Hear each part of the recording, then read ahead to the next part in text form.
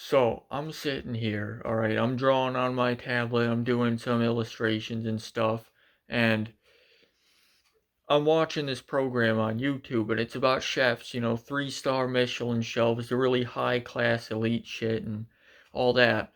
And they're talking about, their passion and the hard work that goes into it, and they're like 18 hours a day, every day, 6 days a week in there making the hard food. And as I'm watching that, and I'm thinking back to what I made for dinner, all right? I got real fancy tonight, all right? I made store-bought garlic bread and sauce.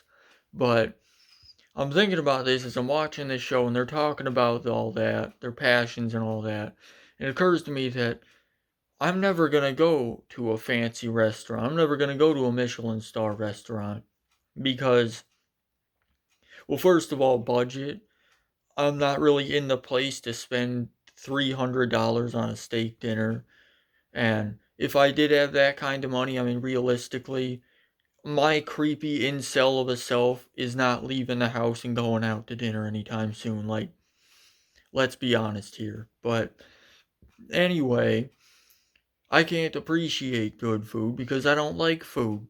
I've tried to get into the habit of making food. I understand that, obviously you have to eat in order to survive. I'm not dumb, but tried to get into making food. I've tried to make food. I just can't force myself to do it. I'd be healthier if I could do it, but I just can't make myself do that. So I make whatever's simple. I get better at eating. I am better at eating now. Used to be, I go for like a couple of days. I wouldn't eat anything. Not intentionally, usually, because I'd just be like, oh, it's lunchtime, but I don't feel like stopping what I'm doing and getting something to eat. So I just wouldn't. Next thing I know, I'm going to bed and I'm like, oh, balls, I didn't eat anything today. Not getting out of bed now. So I've gotten better at that now. A lot better, actually. Like, it used to be, I was like 20 or 21. Um, I could take both my hands, can't show it with like my other hand, but I could take my hands and like put them around my stomach, just above like my waist. And I could put both my hands on either side of my body and have them like touch each other so they'd meet around it. Put my hands completely around the middle of my body. And that was, I was like 20 or 21. And so eventually I'm like, well, that's a pretty big fucking problem. I need to resolve that. And I worked on it. It was a process. Took a couple of years. I can't do that now, obviously, because I've gotten a little better at eating, but uh yeah. So I've made some improvements.